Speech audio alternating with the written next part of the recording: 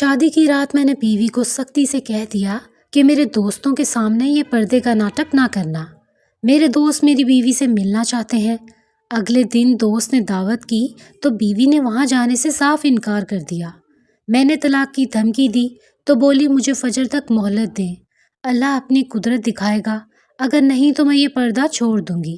میں نے رات بھر فتح کا جشن منایا کیونکہ میں جانتا تھا کچھ نہیں ہوگا، مگر جیسے ہی فجر کی اذان ہوئی اپنے کمرے کے اندر داخل ہونے لگا، دیکھا دروازہ اندر سے لاک تھا۔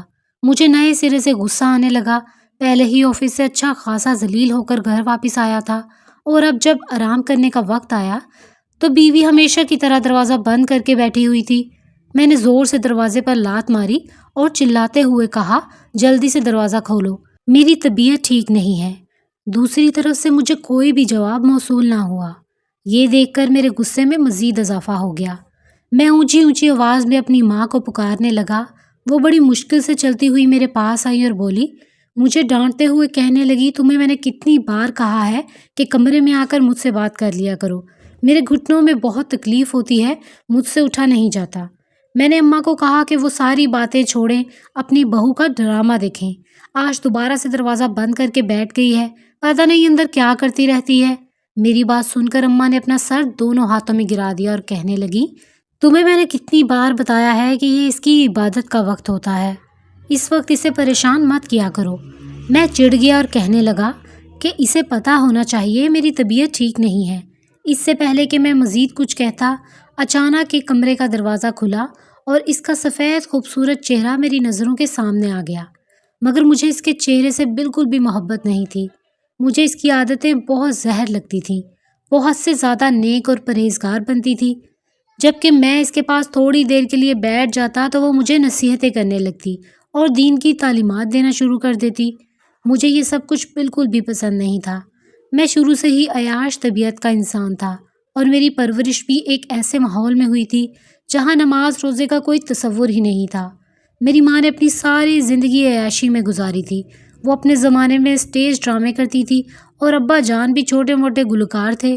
بلا شبہ ان کا کوئی بڑا نام نہیں تھا، لیکن ان کی ان حرکتوں کی وجہ سے مجھ پر بہت برا اثر پڑا تھا۔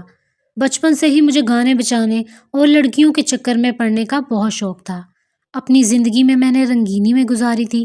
مجھے جب اماں نے بتایا کہ تمہاری بیوی ایک پرہیزگار عورت ہے تو میں نے واویلا مچانا شروع کر دیا۔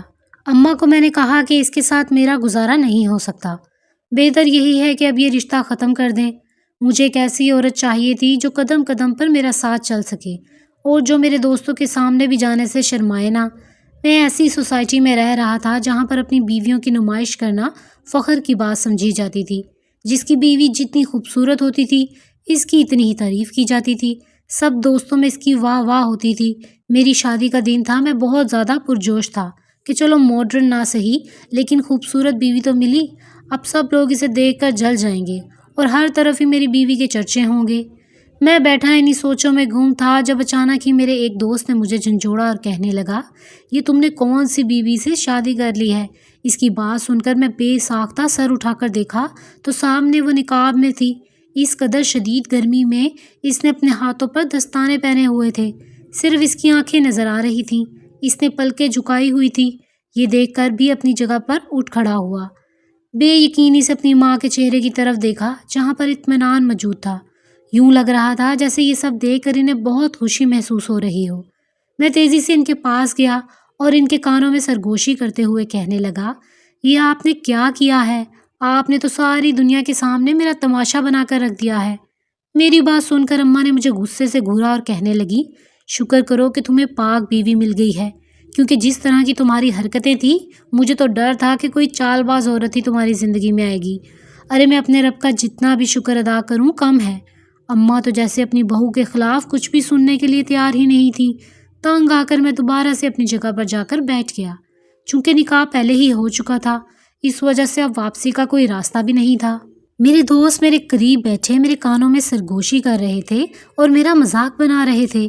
سب سے زیادہ غصہ تو مجھے اس وقت آیا جب میں نے ڈی جے کو گانا بجانے کے لیے کہا تو لڑکی کا باپ اٹھ کر کھڑا ہوا اور کہنے لگا کہ اس شادی میں گانے بجانے والا کام نہیں ہو سکتا۔ اگر آپ کے کانوں کو زیادہ مسئلہ ہو رہا ہے تو آپ کے لیے نعتیں چلا دیں گے۔ اس نے دو ٹوک انداز میں یہ بات کی تھی۔ میں نے ذرا بھی اس بات کا لحاظ نہیں کیا تھا کہ میں ان کا داماد ہوں۔ یہ سن کر میرے پاؤں پر لگی اور سر پر بجی۔ اماں بھی مجھے کہنے لگی کہ کیا ہو گیا ہے، کیوں چھوٹی چھوٹی باتوں کا اثر لے رہے ہو، ہر چیز کو نظر انداز کر دو، سب کچھ بالکل ٹھیک ہو جائے گا۔ رات کے وقت مجھے میرے دوست چھیڑ رہے تھے کہ کہہ رہے تھے کہ تم ایک مولانی سے شادی کر لی ہے، تو کوئی کہہ رہا تھا کہ تم نے تو ایک بی بی جی سے شادی کر لی ہے، اب تم اس کے ساتھ زندگی کیسے گزارو گے؟ تمہاری زندگی تو بہت مشکل ہو جائے گی۔ وہ تو تم پر روب جمائے گی اور تمہیں دین کی تعلیم دیتی رہے گی۔ اس وقت میں زمانہ جہالت میں تھا، مجھے اس طرح کی باتیں سن کر شرمندگی ہوتی تھی۔ کچھ ہی عرصے کے بعد جب مجھ پر حقیقت اشار ہوئی تو اس کے بعد میں سدھر گیا، لیکن وہ وقت میرے لیے بہت مشکل تھا۔ مجھے لگ رہا تھا کہ واقعی وہ ٹھیک کہہ رہے ہیں، اب تو میرے لیے زندگی گزارنا ہی مشکل ہو جائے گا۔ اچانک ہی ایک دوست مجھے کہنے لگا کہ تم نے تو کہا تھا کہ تمہاری بیوی بہت خوبصورت ہے، کہیں وہ کالی اور بدصورت تو نہیں، اسی وجہ سے تم نے اسے چھپایا ہوا تھا؟ میں نے غصے سے اس کے چہرے کی طرف دیکھا اور کہا، جب میں تمہیں اس سے ملواؤں گا تب تمہارا منہ حیرت سے کھلا کا کھلا رہ جائے گا۔ تم سوچ بھی نہیں سکتے وہ کس قدر حسین عورت ہے۔ یہ ساری باتیں میں نے اپنی ماں کے منہ سے سنی تھی، حقیقت میں تو آج تک اسے دیکھا ہی نہیں تھا۔ تقریباً رات کے 3 بجے میں فارغ ہوا اور اپنے کمرے میں چلا گیا۔ جیسے ہی اندر داخل ہوا، سامنے کا منظر دیکھ کر ایک لمحے کے لیے میرا دل دھڑکا۔ وہ میرے کمرے میں جائے نماز بچھائے خشوع و خضوع سے نماز پڑھ رہی تھی۔ اسے آس پاس کی کوئی ہوش ہی نہیں تھی۔ جب میں اس کے قریب جا کر کھڑا ہوا تو یہ دیکھ کر میں حیران رہ گیا، وہ زور و شور سے رو رہی تھی۔ میں نہیں جانتا تھا کہ اسے کیا ہوا ہے۔ ہزاروں طرح کے وہم میرے دماغ میں گردش کرنے لگے۔ سب سے پہلی غلط فہمی جو کہ میرے دل میں آئی تھی وہ یہی تھی کہ ہو سکتا ہے لڑکی کسی اور سے محبت کرتی ہو، لیکن میرے ساتھ شادی ہو جانے کی وجہ سے رو رہی ہو۔ میں نے اس کے کندھے پر ہاتھ رکھا، اس کے وجود کو کرنٹ لگا اور وہ تیزی سے پیچھے کی طرف ہٹی۔ مجھے اب غصہ آنے لگا تھا۔ وہ میری بیوی تھی، اس کے باوجود بھی وہ میرے ساتھ غیروں جیسا سلوک کر رہی تھی۔ میں نے غصے سے اس کے بازو پکڑی اور اسے جھٹکتے ہوئے کہا، یہ کیا طریقہ ہے؟ میں کوئی پرایا مرد نہیں ہوں جو مجھ سے دور بھاگ رہی ہو، اور نہ ہی میں تمہیں زبردستی اپنے ساتھ لایا ہوں۔ سب لوگوں کے سامنے تم سے نکاح کیا تھا اور اس کے بعد تمہارے گھر والوں کی مرضی سے رخصتی ہوئی ہے۔ خبردار جو تمہارا کبھی میرے ساتھ اس طرح کا سلوک کیا۔ میرا دماغ یک دم ہی غصے سے گھوم گیا تھا۔ مجھے اس کا یہ انداز بالکل بھی پسند نہیں آیا تھا۔ وہ شرمندہ نظر آنے لگی اور مجھے کہنے لگی، معاف کر دیں، غلطی ہو گئی ہے۔ میں اپنے خیالوں میں گم تھی، اسی وجہ سے خوفزدہ ہو گئی۔ اب کی بار میں ہنسنے لگا اور اسے کہنے لگا، اگر تمہیں کسی اور سے محبت تھی تو کیا ضرورت تھی مجھ سے نکاح کرنے کی؟ ایک تو تم نے اپنی زندگی برباد کی، اس کے ساتھ ساتھ میری زندگی کو بھی کسی قابل نہیں چھوڑا۔ وہ بے یقینی سے میرے چہرے کی طرف دیکھنے لگی اور کہنے لگی کہ آپ کو کس نے کہا ہے کہ میں کسی اور سے محبت کرتی تھی؟ ماضی میں میرا سامنا کبھی بھی کسی غیر مرد سے نہیں ہوا۔ آپ میری زندگی میں آنے والے پہلے انسان ہیں۔ میں نے ہاتھ اٹھا کر اسے خاموش رہنے کا اشارہ کیا اور اسے کہا، یہ بات ہر لڑکی ہی کہتی ہے۔ اب میں ان باتوں پر یقین نہیں کرتا۔ میں کوئی چھوٹا بچہ نہیں ہوں جو تمہاری بات مان لوں گا۔ جیسا آج کل کا تو دور ہے، یہ یقین کرنا مشکل ہے کہ کسی لڑکی کا ماضی میں چکر نہ رہا ہو۔ میں اس وقت انتہائی بے دردی سے اس کے کردار پر وار کر رہا تھا، اس بات سے بالکل انجان ہو کر کہ وہ ایک پاک دامن لڑکی ہے۔ اب کی بار اس نے اپنے کانوں پر ہاتھ رکھ لیے۔ مجھے لگ رہا تھا کہ یہ ڈرامہ کر رہی ہے۔ میں نے اسے کچھ بھی نہیں کہا اور خاموشی سے فریش ہونے کے لیے واش روم چلا گیا۔ جب باہر آیا تو وہ وہیں بستر پر ہی بیٹھی ہوئی تھی۔ مجھے دیکھ کر اٹھ کھڑی ہوئی اور میرے پاس آتے ہوئے کہنے لگی، آج آپ نے مجھ سے یہ بات کر دی ہے، لیکن دوبارہ کبھی بھی اس طرح کی بات نہ کیجیے گا، کیونکہ آپ میرے ماضی کے بارے میں کچھ بھی نہیں جانتے۔ بغیر کسی چیز کا علم رکھے آپ بولے چلے جا رہے ہیں۔ میں اپنے کردار پر دوبارہ آپ کو انگلی اٹھانے کی اجازت نہیں دوں گی۔ اس نے دو ٹوک انداز میں یہ بات کہی تھی۔ میں نے بھی ہاتھ جلا کر اس کی بات ٹال دی۔ صبح میری آنکھ اس کی آواز پر کھلی۔ میں نے دیکھا وہ قریب ہی کھڑی تھی اور زور زور سے میرا کندھا ہلا رہی تھی۔ مجھے کہنے لگی کہ جلدی سے اٹھ کر نماز پڑھ لیں، فجر کا وقت نکلا جا رہا ہے۔ مجھے نماز پڑھے نہ جانے کتنے سال گزر گئے تھے، اب تو مجھے یاد ہی نہیں تھا کہ آخری بار میں نے کب نماز پڑھی تھی۔ میں نے اس کا ہاتھ جھٹکا اور غصے سے کہنے لگا، مجھے سونے دو، میری طبیعت ٹھیک نہیں ہے۔ وہ دوبارہ سے مجھے اٹھانے لگے اور کہنے لگی کہ نماز کے معاملے میں کسی بھی قسم کا کوئی بہانہ نہیں چلتا، آپ کو پڑھنی ہی ہوگی۔ وہ میری کوئی بھی بات سننے کے لیے تیار نہیں تھی۔ میں ایک ایسا انسان تھا جو ہمیشہ اپنی مرضی کے مطابق زندگی گزارتا تھا۔ کسی کی مداخلت مجھے پسند نہیں تھی، اور اگر کوئی میری زندگی میں ذرا سی بھی مداخلت کرنے کی کوشش کرتا تو میرا دماغ غصے سے گھوم جاتا تھا۔ اس وقت بھی ایسا ہی ہوا۔ میرا پارا ہائی ہو گیا۔ میں اپنے بستر پر اٹھ بیٹھا اور غصے سے اس کا چہرہ دبوچتے ہوئے کہا، خبردار جو دوبارہ کبھی تم نے میری اجازت کے بغیر مجھے اٹھانے کی کوشش کی۔ جب میں تمہیں ایک بار کہہ رہا ہوں کہ مجھے سونے دو، تو اس کا صاف مطلب یہ ہے کہ میں نے دوبارہ تمہاری یہ منحوس آواز نہیں سننی، اور یہ تبلیغ کسی اور کے گھر میں جا کر کرو۔ مجھے تبدیل کرنے کی تمہیں کوئی بھی ضرورت نہیں ہے، میں جیسا ہوں ویسا ہی رہوں گا۔ یہ کہہ کر میں نے اسے اپنے پیچھے کی طرف دھکا دیا۔ وہ زمین پر گر پڑی اور اس کا سر زور سے زمین سے ٹکرایا تھا۔ آواز اچھی خاصی تھی۔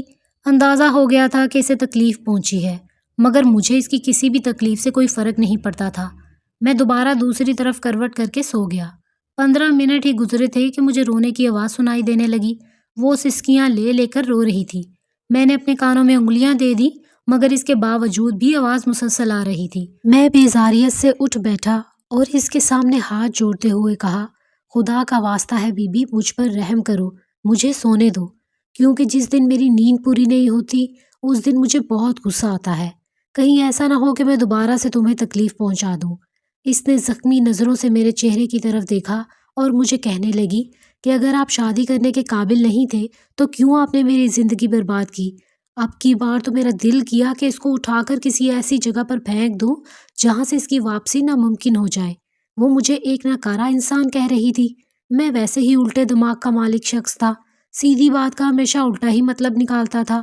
سونے پہ سہاگا مجھے بیوی بھی ایسی ملی تھی جو معنی خیز باتیں کرتی تھی۔ اس وقت میں حلق کے بل چلایا اور اسے کہا کہ ابھی اور اسی وقت میرے کمرے سے دفع ہو جاؤ۔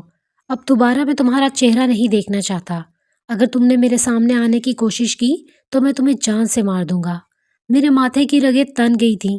اس کے ساتھ ساتھ میرا سانس بھی بہت بری طرح سے پھول گیا تھا۔ وہ بھی خوف زدہ ہو گئی اور جلدی سے باہر کی طرف بھاگ گئی۔ میں دوبارہ سے لیٹ گیا۔ اب میری نیند تو غائب ہو چکی تھی، مگر سر میں شدید درد ہونے لگا تھا۔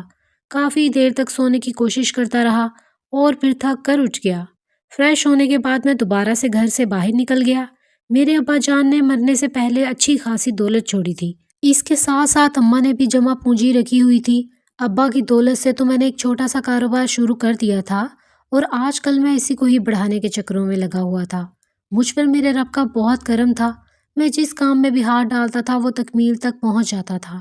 اگر میں یہ کہتا کہ میں مٹی میں ہاتھ ڈالتا وہ سونا بن جاتی تو اس میں کچھ بھی غلط نہ ہوتا تھا۔ میری اماں نے اپنی زندگی کے 50 سال عیاشی میں ہی گزارے تھے۔ ہر طرح کا فیشن کیا تھا، مردوں کے ساتھ دوستیاں رکھی تھیں اور اس کے علاوہ گھومی پھری تھیں، مگر جیسے ہی انہوں نے میری شادی کی اس کے بعد وہ تبدیل ہو گئی۔ انہوں نے اب گھر کے اندر رہنا شروع کر دیا تھا۔ میں ہر وقت ان کے ہاتھ میں تسبیح دیکھتا تھا یا پھر انہیں جائے نماز پر بیٹھا ہوا دیکھتا تھا۔ میں ان کا مذاق بناتا تو وہ پیکے سے انداز میں مسکرا دیتی اور مجھے کہہ دیتی کہ تمہارے مذاق بنانے سے مجھے کوئی بھی فرق نہیں پڑتا۔ میں تو اپنے رب کی شکر گزار ہوں جس نے مجھے ہدایت دی تھی۔ اگر مجھے اس عمر میں بھی ہدایت نہ ملتی تو شاید میرا انجام بہت برا ہوتا۔ اس کے بعد وہ میری بیوی کا نام لیتی اور اس کی تعریفیں شروع کر دیتی کہ وہ بہت ہی اچھی اور نیک بچی ہے جو سارا وقت ہی اپنے رب کی عبادت میں لگی رہتی ہے۔ اماں مجھے بتاتی تھی کہ میری بیوی ہر وقت ہی جائے نماز پر بیٹھی روتی رہتی تھی۔ یہ سب سن کر بھی میرے دماغ میں عجیب خیال جنم لینے لگے۔ میں یہی سوچتا تھا کہ اس نے اپنی زندگی میں کوئی بہت بڑا گناہ کیا ہوا ہے جس کو بخشوانے کے لیے اب وہ دن رات روتی ہے۔ ایک بار میں نے اس سے اس بارے میں پوچھنے کی کوشش کی تو اس نے میری بات ٹال دی۔ خیر مجھے بھی اس کے وجود سے دلچسپی نہیں تھی۔ چند دن مزید گزرے تو میرا سامنا اپنی ایک کلاس فیلو سے ہوا جو کسی زمانے میں مجھ پر لٹو تھی اور آج بھی وہ مجھے اسی طرح ہی پسند کرتی تھی، مگر اس کی بدقسمتی یہ تھی کہ اس کی شادی ہو چکی تھی۔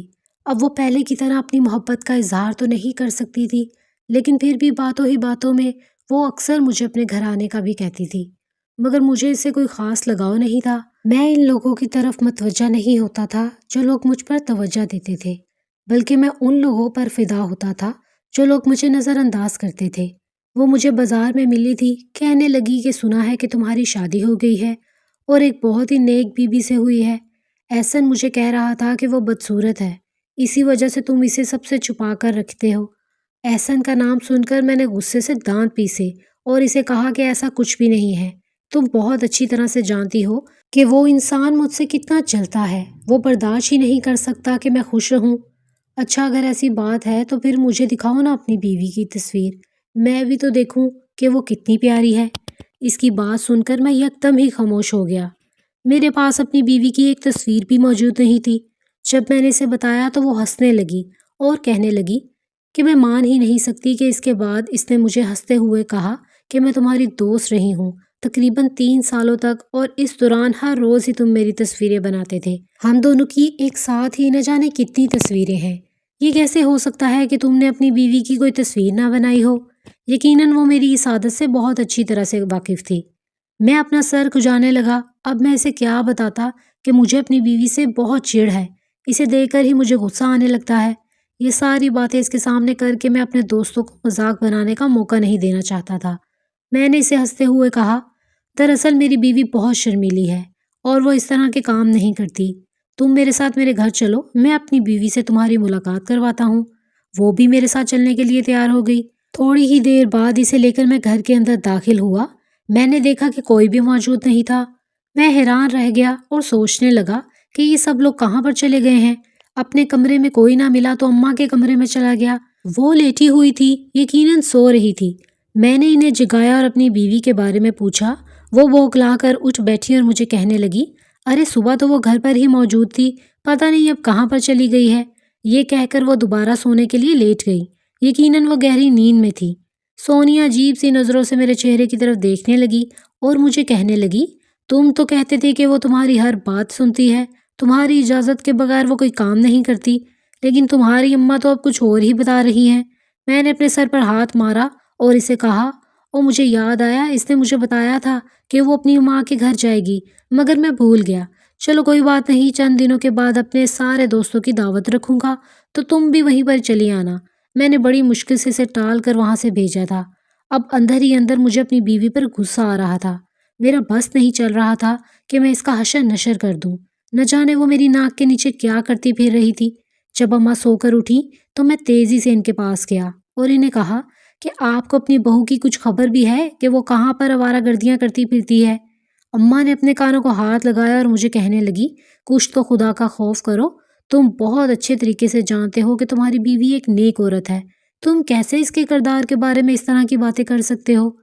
پھر وہ رونے لگی اور کہنے لگی کہ مجھے بہت شرمندگی ہو رہی ہے، مجھے تمہاری اچھی تربیت کرنی چاہیے تھی۔ اگر میں تم پر توجہ دیتی اور تمہیں اچھے اور برے کی تمیز بتاتی تو آج یہ سب کچھ نہ دیکھنے کو ملتا۔ انہیں روتا دیکھ کر مجھے کوفت ہو رہی تھی۔ تھوڑی ہی دیر بعد گھر کا دروازہ کھلا اور وہ عورت گھر کے اندر داخل ہو گئی۔ ہمیشہ کی طرح وہ پوری کی پوری عبایا میں ملبوس تھی۔ اسے دیکھ کر میں غصے سے اس کی طرف گیا اور اس کا بازو پکڑ کر اسے جھٹکتے ہوئے کہا، تم میری اجازت کے بغیر کہاں گئی ہوئی تھی؟ تم بہت زیادہ نیک بنتی ہو، تمہیں یہ بھی پتا ہونا چاہیے کہ اسلام میں شوہر کی اجازت کے بغیر عورت کو گھر سے باہر بھی نہیں نکلنا چاہیے۔ میری بات سن کر اس کی آنکھوں میں آنسو آ گئے اور وہ مجھے کہنے لگی، میں نے آپ سے اجازت لی تھی، اب کی بار میں نے بے یقینی سے پہلے کہ اس کے چہرے کی طرف دیکھا اور پھر اپنی ماں کے چہرے کی طرف دیکھا جہاں پر پرسکون پھیلا ہوا تھا۔ میں نے اسے کہا، جھوٹ مت بولو۔ وہ مجھے کہنے لگی کہ صبح کے وقت آپ نیند میں تھے، تب میں نے آپ سے اس بارے میں پوچھا تھا، آپ نے مجھے کہا جو دل میں آئے کر لو، لیکن مجھے تنگ نہ کرو، میری مجبوری تھی، اسی وجہ سے میں گھر سے باہر نکلی، ورنہ میں کبھی بھی نہیں جاتی۔ آخر تمہاری ایسی کون سی مجبوری آ گئی تھی؟ وہ مجھے کہنے لگی کہ اس کی دوست کی طبیعت خراب تھی جسے دیکھنے کے لیے وہ ہسپتال گئی تھی۔ اماں بیچ میں آ گئی، انہوں نے مجھے پیچھے ہٹایا اور کہنے لگی کہ اپنی بیوی سے پہلے تمیز سے بات کرنا سیکھو۔ اس سے پہلے کہ وہ مزید مجھے کچھ کہتی، میں چنچلا کر باہر نکل گیا۔ مجھ میں اتنی ہمت نہیں تھی کہ ان دونوں عورتوں کی باتیں برداشت کر سکتا۔ ویسے بھی میرا دماغ کچھ زیادہ ہی خراب رہنے لگا تھا۔ رمضان شروع ہو گیا تھا، پورا رمضان اسی طرح سے ہی گزر گیا۔ آخری دن چل رہے تھے، ابھی تک میں نے اپنے کسی دوست کی دعوت نہیں کی تھی۔ وہ مجھ سے بار بار افطاری کروانے کی بات کر رہے تھے۔ جب میں اپنی بیوی سے کہتا تو وہ بڑے مزے سے کہہ دیتی کہ انہیں ہوٹل میں کھانا کھلا دیں۔ اصل مقصد تو اسے اپنے دوستوں سے ملوانا تھا، مگر وہ میرے قابو میں ہی نہیں آ رہی تھی۔ رات کا وقت تھا، میں اپنے کمرے میں لیٹا کتاب پڑھ رہا تھا جب اچانک ہی میرا موبائل بجا۔ میں نے دیکھا میرے ایک دوست کا میسج تھا۔ میرے لبوں پر مسکراہٹ پھیل گئی۔ یہ میرے بچپن کا دوست تھا جو پچھلے کچھ عرصے سے امریکہ میں رہائش پذیر تھا۔ اس نے مجھے بتایا کہ وہ پاکستان واپس آ چکا ہے اور اب مجھ سے ملنا چاہتا ہے۔ میں نے اسے اپنی شادی پر انوائٹ کیا تھا، لیکن کچھ مجبوریوں کی وجہ سے وہ نہیں آ پایا تھا۔ ابھی وہ میری بیوی سے ملنے کی خواہش کا اظہار کر رہا تھا۔ میں نے اسے دعوت دے دی اور کہا کہ تم اگلے ہی دن میرے گھر چلے آؤ۔ میں تمہارا بہت ہی پرجوش انداز میں استقبال کروں گا اور تمہیں بھابھی سے بھی ملواؤں گا۔ میں نے فی الحال اپنی بیوی کو اس بارے میں کچھ بھی نہیں بتایا تھا۔ میں جانتا تھا کہ اگر کچھ پتا چلتا تو وہ دوبارہ سے ڈرامے کرنا شروع کر دے گی۔ میں فی الحال اس سے بات چھپانا چاہتا تھا۔ وہ ابھی تک واش روم میں تھے۔ تقریباً 1 گھنٹہ گزر چکا تھا۔ اب مجھے فکر ہونے لگی۔ میں نے اسے پکارا تو اس کی آہستہ آواز سنائی دی۔ جب وہ باہر نکلی تو کافی پریشان نظر آ رہی تھی۔ اس نے پریشانی کی وجہ پوچھی تو وہ میری بات ٹال گئی اور جائے نماز اٹھا کر باہر نکل گئی۔ ایک لمحے کے لیے میرے دل میں آیا کہ اسے سرمد کے بارے میں بتا ہی دیتا ہوں تاکہ یہ خود کو ذہنی طور پر تیار کر دے، مگر اگلے ہی لمحے مجھے اس کے نخرے یاد آنے لگے۔ جب بھی میں اسے اپنے کسی دوست کا ذکر کرتا تھا تو وہ برے برے منہ بناتی تھی، جیسے کہنا چاہ رہی ہو کہ اسے اس میں ذرا سی بھی دلچسپی نہیں ہے، جبکہ میں نے اپنے لیے اس جیسی لڑکی کو بیوی کے روپ میں ہرگز نہیں سوچا تھا۔ میں تو ایسی لڑکی سے شادی کرنا چاہتا تھا جو ہر جگہ پر میرے ساتھ ساتھ جائے۔ 2 دن پہلے ہی میرا ایک دوست اپنی بیوی کے ساتھ ناردرن ایریا کی سیر کے لیے نکل گیا۔ اس سے ملنے کے لیے میں اس کے گھر گیا تھا۔ جب میں نے اس کی بیوی کو دیکھا تو چند لمحوں کے لیے دیکھتا ہی رہ گیا۔ وہ بلا شبہ حسن کا مجسمہ تھی۔ اس وقت وہ ویسٹرن لباس میں ملبوس تھی جس سے اس کا حسن مزید نمایاں ہو گیا تھا۔ میرا دوست مجھے فخر سے کہنے لگا، تمہیں میں نے کہا تھا کہ میری بیوی بہت خوبصورت ہے۔ بلا شبہ اس میں کوئی شک نہیں ہے، بے ساختہ میرے منہ سے یہ نکلا۔ میری اس کی بیوی کے ساتھ اچھی خاصی بات چیت تھی اور ہماری مذاق بھی تھی، مگر آج سے پہلے میں نے اسے اس طرح کے لباس میں دیکھا نہیں تھا۔ اس وجہ سے مجھے تھوڑی سی حیرانگی ہو رہی تھی۔ جب میرا دوست وہاں سے گیا تو وہ میری طرف متوجہ ہو گئی اور مجھے کہنے لگی، بھائی میں دیکھ سکتی ہوں کہ تم بہت زیادہ پریشان ہو۔ اگر تم مجھے اپنی پریشانی بتانا چاہو تو ہو سکتا ہے میں دور کر دوں۔ تم مجھ پر بھروسہ کر سکتے ہو۔ میں تو جیسے انتظار کر رہا تھا کہ کوئی انسان میرے دکھ درد کے بارے میں پوچھے، اور سامنے کھڑی شخصیت بھی میری پسندیدہ شخصیت تھی۔ میں نے اسے کہا کہ میں تمہیں سب کچھ بتا دوں گا، لیکن ڈر ہے کہ تم اپنے شوہر سے اس بات کا تذکرہ نہ کرو۔ اس نے کانوں کو ہاتھ لگایا اور کہنے لگی، میری توبہ، میں نے اسے کہا جیسے کہ تمہیں پتہ ہے میری شادی ہو چکی ہے، لیکن میری بیوی بالکل بھی تم لوگوں جیسی نہیں ہے۔ وہ سارا وقت ہی کمرے میں بند رہتی ہے، اپنے آپ کو لپیٹ کر رکھتی ہے، جیسے اگر کسی نے اسے دیکھ لیا تو قیامت آ جائے گی۔ تمہیں تو پتہ ہے کہ مجھے اس طرح کی لڑکیاں بالکل بھی پسند نہیں ہیں۔ مجھے ماڈرن لڑکیاں اچھی لگتی ہیں، مگر اماں نے پھر بھی سب کے باوجود بھی اس کے ساتھ میرا رشتہ طے کر دیا۔ اب تو میں نہ تو اس کے ساتھ کہیں گھومنے کے لیے جا سکتا ہوں اور نہ ہی گھر میں سکون کا سانس لے سکتا ہوں۔ جب بھی میں تھوڑی دیر کے لیے بیٹھتا ہوں تو وہ مجھے دین کی تبلیغ دینا شروع کر دیتی ہے۔ اس سب سے مجھے بہت کوفت ہوتی ہے۔ میں نے اپنے دل کا حال کھول کر اس کے سامنے رکھ دیا۔ وہ چند لمحوں کے لیے خاموش ہو گئی اور پھر پرسرار انداز میں کہنے لگی، آپ کو اس بارے میں پتہ ہے کہ بعض اوقات چیزیں جیسی نظر آتی ہیں وہ ویسی نہیں ہوتی۔ اس کے بعد سن کر میں نے حیرت سے اس کے چہرے کی طرف دیکھا اور اسے کہا کہ تم مجھ سے صاف الفاظ میں بات کرو، مجھے اس طرح سے تمہاری بات سمجھ میں نہیں آ رہی۔ وہ مجھے کہنے لگی کہ نہ جانے کیوں تمہاری باتیں سن کر مجھے لگتا ہے کہ تمہاری بیوی نیک ہونے کا ڈرامہ کر رہی ہے۔ وہ ماضی میں کوئی بہت بڑا گناہ کر چکی ہے جسے چھپانے کے لیے اب وہ یہ سب کچھ کرتی پھر رہی ہے۔ میں پہلے ہی اپنی بیوی سے بہت بدظن تھا اور وہ اس عورت کی باتیں سن کر مجھے واقعی سب کچھ سچ لگنے لگا تھا۔ میں نے اسے کہا، اب میں اس سب سے کیسے پردہ ہٹاؤں؟ وہ مجھے کہنے لگی کہ تمہیں پردہ ہٹانے کی ضرورت نہیں ہے، تم بس اسے اس زندگی میں ایڈجسٹ کرنے کی کوشش کرو، کیونکہ کوئی انسان لمبے عرصے تک ڈرامہ نہیں کر سکتا۔ تم بار بار اسے اپنی مرضی کے کام کرنے کے لیے مجبور کرو گی تو وہ مجبور ہو ہی جائے گی۔ اس سے باتیں کرنے کے بعد میں گھر سے باہر نکل گیا۔ نہ جانے کیوں مجھے اس کی باتیں سچی نہیں لگ رہی تھیں۔ میں نے اپنی بیوی کے ساتھ کافی وقت گزارا تھا، مجھے بالکل بھی نہیں لگتا تھا کہ وہ ڈرامہ کر رہی ہے۔ اب میرا دماغ سوچ سوچ کر تھک چکا تھا۔ ہزاروں طرح کے خیالات تھے جو گردش کر رہے تھے۔ اگلے ہی دن میرے گھر میں میرا دوست آ گیا۔ اس وقت میری بیوی کچن میں ہی موجود تھی، جبکہ میں گھر کے پچھلے حصے میں پودوں کو پانی دے رہا تھا۔ مجھے اچانک ہی اپنی بیوی کی چیخ کی آواز سنائی دی۔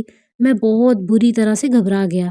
میں بھاگتا ہوا گھر کے اندر گیا تو سامنے کا منظر دیکھ کر مجھے لگا کہ میرے قدموں کے نیچے سے زمین نکل گئی ہے۔ میرا دوست اس وقت بے ہوش زمین پر گرا ہوا تھا۔ قریب ہی میری بیوی اونچی اونچی آواز میں چلا رہی تھی، مجھے دیکھ کر وہ تیزی سے بھاگتی ہوئی میرے پاس آئی اور اپنا سر میرے سینے پر رکھ کر پھوٹ پھوٹ کر رونے لگی۔ کہنے لگی، یہ پتہ نہیں کون ہے جو گھر کے اندر داخل ہو گیا تھا۔ اس کے ساتھ ہی اس نے اپنے کندھے پر ہاتھ رکھا اور مجھے کہنے لگی کہ اس نے مجھے یہاں پر ہاتھ لگانے کی کوشش کی تھی۔ آنسو تیزی سے اس کی آنکھوں سے بہہ رہے تھے جو اس کی آنکھوں کو نشیلا بنا رہے تھے۔ اگر میں یوں ہی اسے دیکھتا رہا تو پل بھر میں ہی اس کا دیوانہ ہو جاتا۔ امی کی آواز سن کر میں جلدی سے ہوش کی دنیا میں آیا۔ وہ بھی بے یقین سے فرش پر گرے ہوئے انسان کو دیکھ رہی تھیں۔ انہوں نے اپنا سر دونوں ہاتھوں میں گرا دیا اور میری بیوی کو کہنے لگی، یہ تم نے کیا کر دیا ہے؟ تمہیں اندازہ بھی ہے کہ یہ کون ہے؟ جب ہم نے اسے بتایا کہ یہ نہ صرف میرا دوست ہے بلکہ اس کے ساتھ ساتھ اماں اسے اپنا بیٹا مانتی ہیں تو وہ چند لمحوں کے لیے حیران و پریشان رہ گئی۔ اس کے بعد وہ معذرت کرتے ہوئے کہنے لگی، مجھے اندازہ نہیں تھا اور جس طرح کا رویہ انہوں نے رکھا تھا ان کے ساتھ ایسا ہی سلوک ہونا چاہیے تھا۔ میں نے غصے سے اس کے چہرے کی طرف دیکھا اور اسے کہا کہ کون سا؟ اس نے تمہیں استعمال کر لیا تھا، اس نے صرف اور صرف تمہیں ہاتھ ہی لگایا تھا۔ میں نہیں جانتا تھا کہ اس وقت وہ کتنے سخت الفاظ کا چناؤ کر رہا ہوں۔ میرے منہ میں جو آ رہا تھا میں بولے جا رہا تھا۔ اماں نے جلدی سے میرے کندھے پر ہاتھ رکھا اور مجھے کہنے لگی، یہ تم کس طرح کی زبان استعمال کر رہے ہو؟ میں نے ان کے سامنے ہاتھ جوڑے اور انہیں کہہ دیا کہ خبردار جو مجھے کچھ بھی سمجھانے کی کوشش کی، اور اس عورت کو بھی صاف صاف سمجھا دیں کہ کل کچھ دوست میرے گھر دعوت کے لیے آ رہے ہیں۔ اگر یہ ان کے سامنے سچ سنور کر نہیں گئی تو میں کھڑے کھڑے اسے وہیں پر طلاق دے دوں گا۔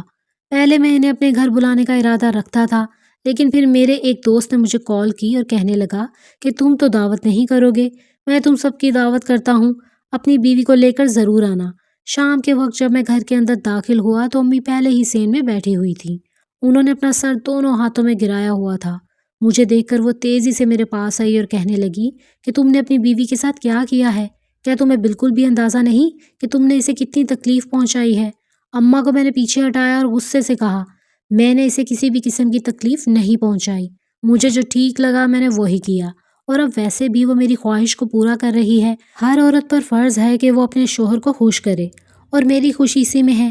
میں اپنے کمرے میں جانے لگا تھا کہ اماں نے دوبارہ سے میرا بازو پکڑا۔ ان کی آنکھوں میں آنسو تھے۔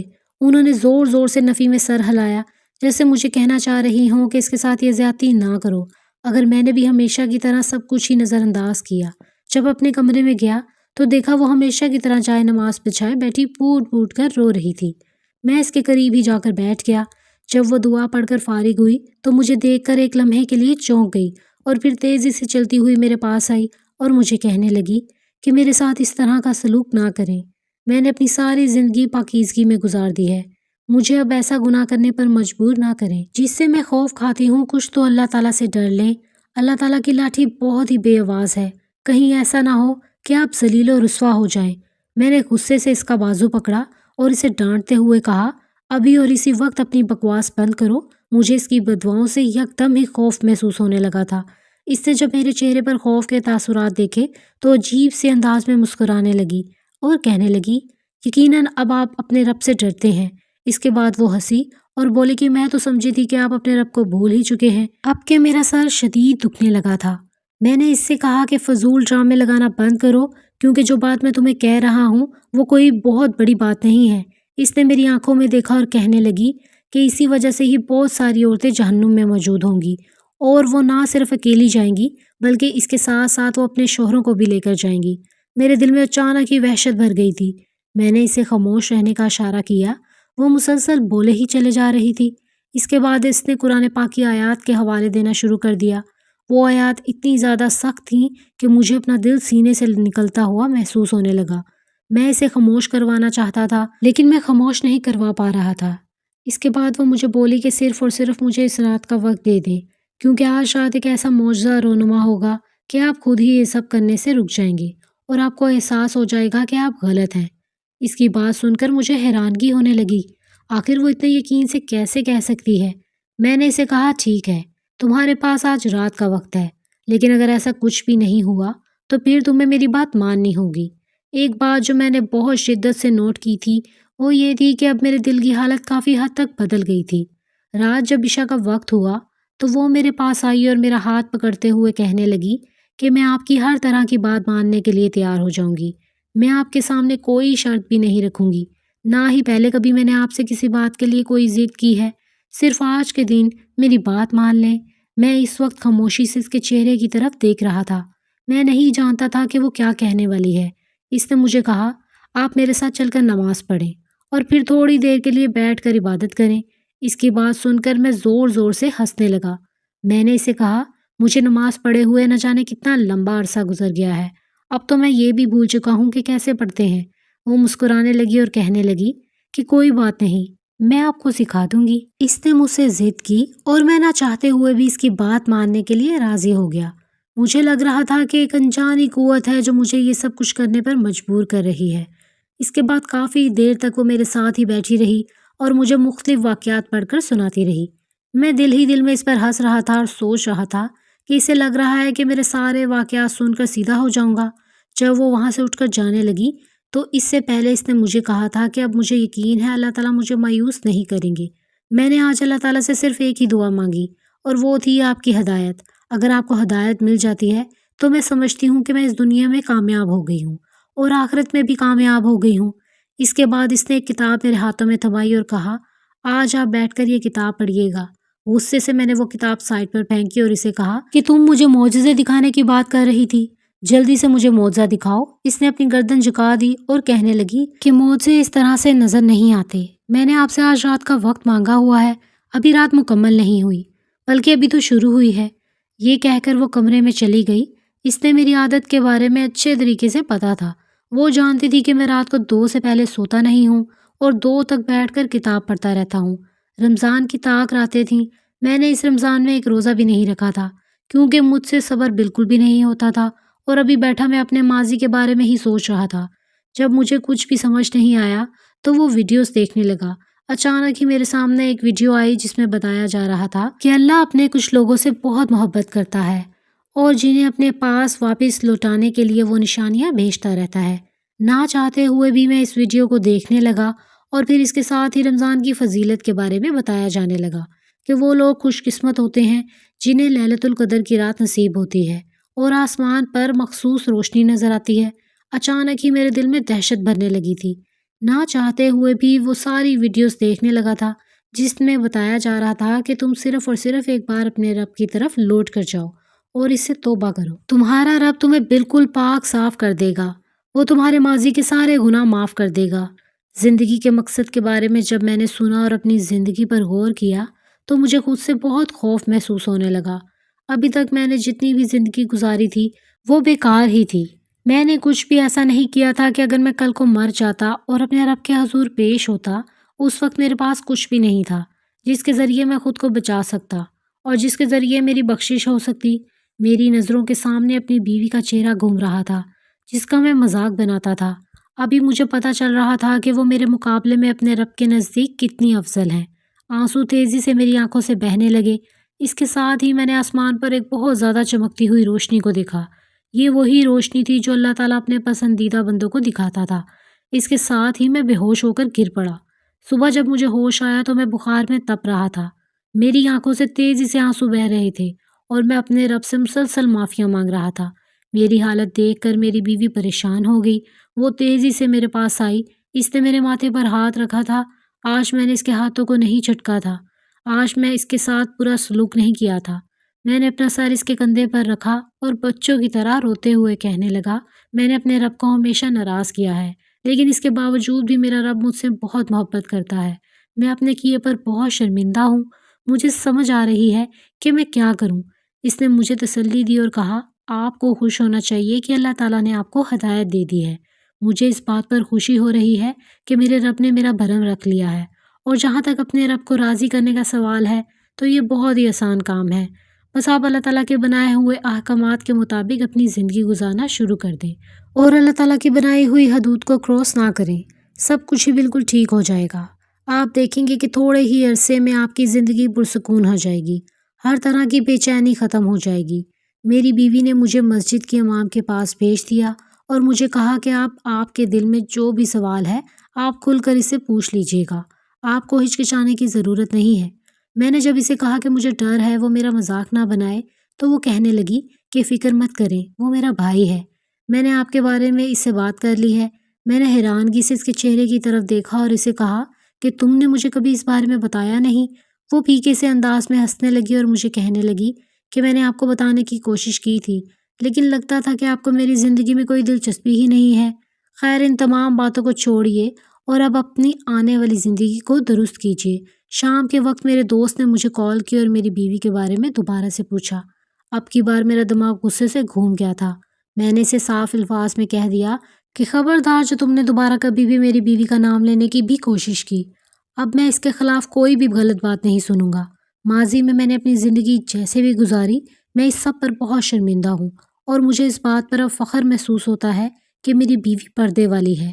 کم از کم وہ دوسرے مردوں کے سامنے جا کر اپنی نمائش نہیں کرتی۔ اس نے اپنے آپ کو صرف میرے لیے بچا کر رکھا ہوا ہے۔